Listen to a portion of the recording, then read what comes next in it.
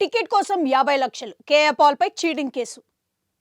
రెండు తెలుగు రాష్ట్రాల్లోనూ సార్వత్రిక ఎన్నికల పోలింగ్ ముగిసింది. ఇక ఫలితాల కోసం జూన్ 4 వరకు వేచి చూడాలి. ఈ సమయంలో ఊహించని పరిణామం ఒకటి తెరపైకి వచ్చింది. ఇందులో భాగంగా రెండు తెలుగు రాష్ట్రాల రాజకీయాల్లోని సందడిగా మారిన ప్రజాశాంతి పార్టీ అధినేత కేఏ పాల్పై కేసు నమోదైంది. అది కూడా చీటింగ్ కేసు కావడం గమనార్హం. అవును, ప్రజాశాంతి పార్టీ అధ్యక్షుడు కేఏ పాల్పై హైదరాబాద్లోని పంజగుట్ట పోలీస్ స్టేషన్లో కేసు నమోదైంది.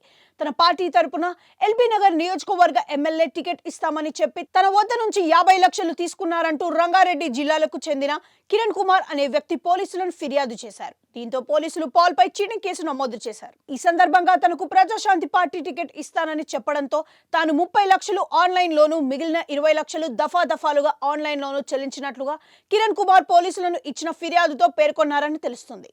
అయితే తనకు టికెట్ ఇవ్వకపోగా డబ్బులు కూడా తిరిగి ఇవ్వడం లేదనేది ఫిర్యాదు అంటున్నారు. కాగా తన సంచలన వ్యాఖ్యలలో నిత్యం వార్తల్లో నిలిచే ప్రజాశాంతి పార్టీ అధ్యక్షుడు కేఏ పాల్ గురించి ప్రత్యేకంగా చెప్పాల్సిన అవసరం లేదు.